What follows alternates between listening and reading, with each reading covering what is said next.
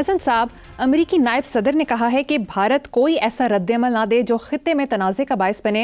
अमेरिकी वज़ीर ख़ारजा ने वज़ीर आज़म पाकिस्तान से राब्ते के बाद भारतीय वज़ीर ख़ारजा से भी टेलीफोन पर बातचीत की और पाकिस्तान के साथ मिलकर कशीदगी ख़त्म करने पर जोर दिया।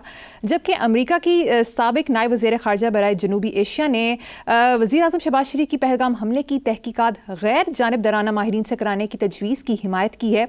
चीन ने कहा कि जनूबी एशिया में अमन के लिए हमेशा पाकिस्तान की हिमायत करेंगे। तुर्किया के सदर रजब तैयब अर्दोगान का कहना था कि हर मुश्किल वक्त में पाकिस्तान की हिमायत जारी रखेंगे। ये दुनिया के बड़े मुमालिक पाक भारत कशीदगी के हवाले से इतने फिक्रमंद क्यों हैं? हद हो गई यार। दुनिया को अब कहते हैं ग्लोबल विलेज, आलमी गांव है ये। और एक जगह आलूदगी होती है तो बाकी मुल्क मुतासर होते हैं। और अमेरिका ने एक हरकत, वो सुपर पावर है, उसकी बात अलग है, लेकिन एक हरकत उसकी जो है पूरी दुनिया को में उसकी ना वेव्स जाती हैं। इसी तरह मतलब पूरी दुनिया में ये बात ये नहीं है कि दोस्त ममालिक और गैर दोस्त ममालिक, ये इंसान हैं, महज़ब हैं, सोच समझ रखते हैं, इंसानी ज़िंदगियों के साथ इनकी कोई दिलचस्पी है।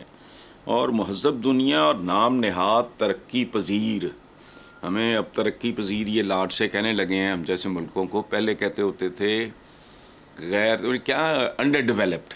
अच्छा, तो महज़ब दुनिया यानी डेवलप्ड दुनिया और नाम नहाद ये तरक्की पजीर मुल्कों में रवैयों का ही फ़र्क है, याद रखना। वरना उनकी कोई 3-3 आँखें या 4-4 टांगें नहीं हैं। कौमों के अरूजो ज़वाल की अगर तारीख़ पढ़ो तो आपको समझ आ जाएगी। अदरवाइज़ कभी सुना है कोई कौम जो कभी दुनिया पे हुक्मरानी की हो? मुख्तलिफ लोग आते जाते रहे हैं। अमेरिका का भी एक फ़ेज़ है, वो भी ख़त्म हो जाएगा, लेकिन जिन्होंने भी की है उनमें से कभी किसी के कोई आज़ाद डिफरेंट नहीं थे। सोच डिफरेंट होती है, कमिटमेंट और तरह की होती है, देखने का तरीका मुख्तलिफ होता है, इसलिए वो करते हैं। तो इन लोगों ने जो कहा वो ठीक है। ये ज़िम्मेदार मुल्क हैं। मोदी साहब की तरह ये मुहिमबाज नहीं है जो अपने एक जगह इलेक्शन जीतने के लिए पूरे के पूरे खित्ते को दाव पे लगाने के चक्कर में है। लेकिन बहरहाल छोड़ो, वो ठीक है, ये नेचुरल बात है। शुरू में जब स्लो मोशन में काम जा रहा था तब भी मैंने कहा था कि नहीं, ला ताल्लुक़ नहीं रह सकती दुनिया, महज़ब दुनिया ला ताल्लुक़ नहीं। चूँकि मामला अगर आखिर पे पहुँच गया तो पूरा कुर्राए अर्ज़ उससे मुतासर होगा, खित्ते को तो छोड़ो।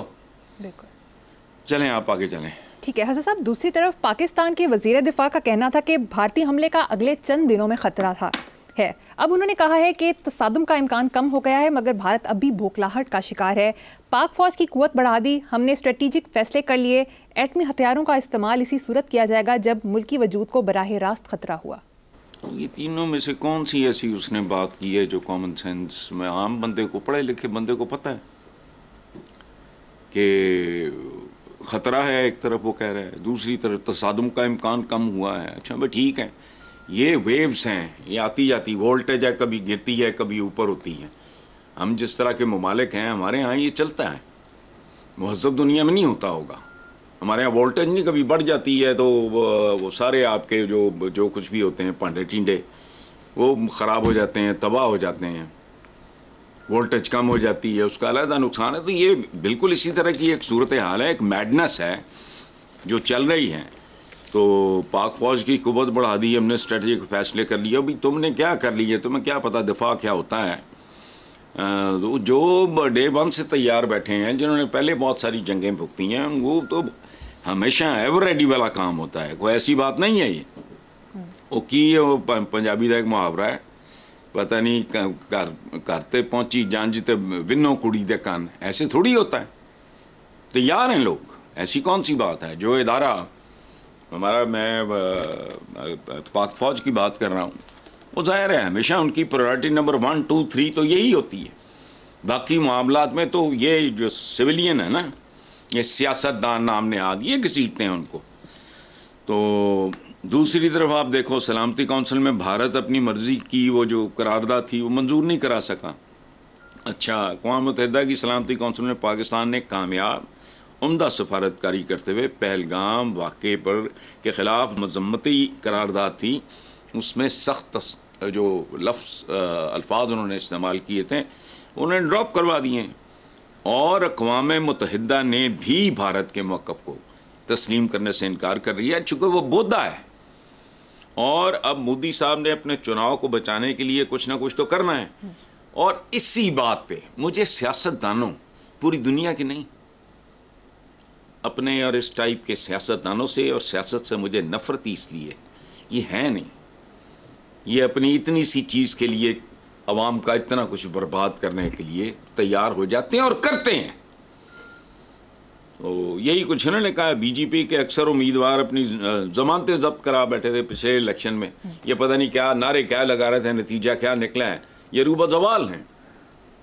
अल्लाह इंडियंस को, हमारे पड़ोसियों को, भाइयों को अक्ल दे, वो जाएं अपने बुजुर्गों की विरासत की तरफ। एक संजीदा पॉलिटिकल पार्टी, ये किस जमाने में क्या बेच रहे हैं?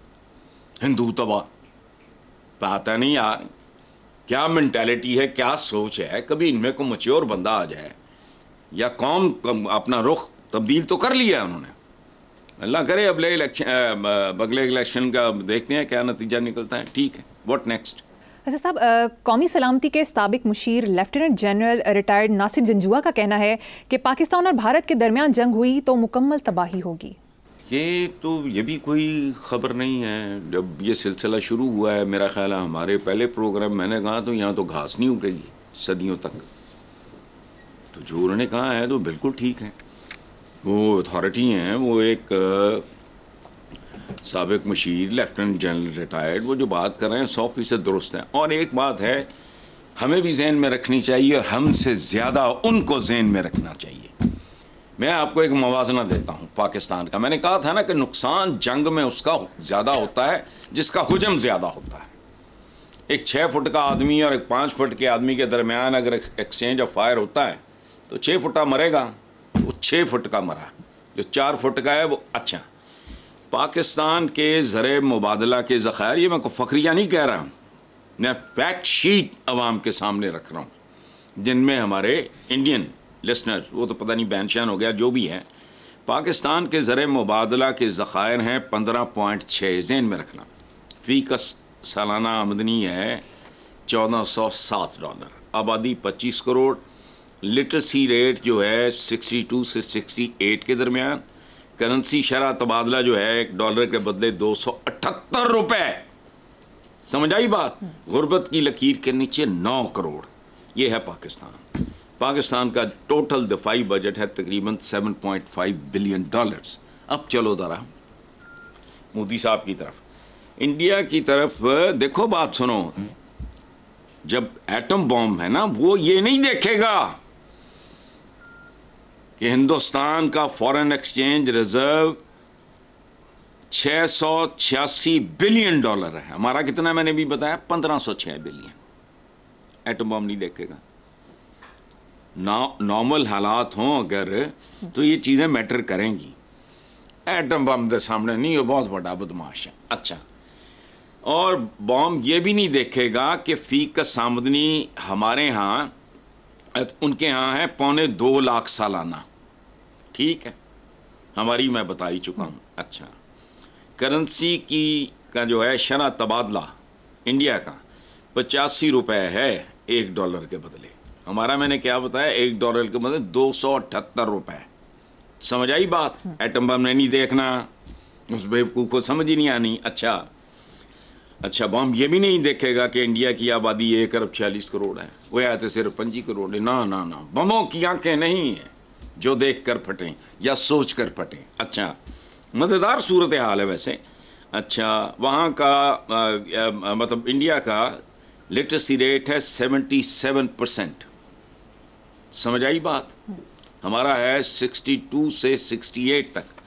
अच्छा, बॉम्ब को ये भी नहीं पता चलना खबीस को कि सरहद के उस पार गुर्बत की लकीर के नीचे तकरीबन 19 करोड़ लोग जिंदा रहने पे मजबूर हैं। अच्छा, इंडिया जिस चीज़ को अपनी माइट समझता है, एक लम्हे की मार भी नहीं है। ग्रैंड टोटल जब आएगा ना, तो उसमें पाकिस्तान नुकसान में नहीं। उसकी एक और वजह मैं पहले बता चुका हूँ। हमारे तो पता नहीं 55-56 मुसलमान मुल्क हैं, वो 13 की बनेगा कालिया। मतलब ये कॉमन सेंस की बात है, करना है तो कर लो। अच्छा और बात सुनो, ये कोई बाबा था, सैलाब आया, पूरा गांव हवेलियां रुड़ गई, बर्बाद हो गया सारा कुछ ही। तो वो जो बुजुर्ग था वो दरख्त पे चढ़ के कह के मार रहा हो, गरीब आदमी किसान। चौधरी ने कहा बेगैरत हमारा बेड़ा गर्क हो गया, जानवर रुड़ गए, हवेलियां रुड़ गई, तू क्या? उन्हें कहा जी तक गरीब होता मजा आया। तो ये तो मैच ही बहुत आला है, ये मैच बराबर पे ख़त्म होगा। चूंकि नुकसान उधर ज़्यादा होगा तो अल्टीमेटली हमारे फ़ायदे में है। और बात सुनो, पता नहीं इनके सीनों में वाकई दिल नहीं होते और इनकी खोपड़ियों में भेजे नहीं होते। लाशें पड़ी हों लाखों करोड़ों के हिसाब से, तो कोई बहुत ही बेगैरत होगा जो उन पर रोने की बजाय पूछेगा इनका मज़हब क्या था। बच्चे, औरतें, माजूर, बूढ़े।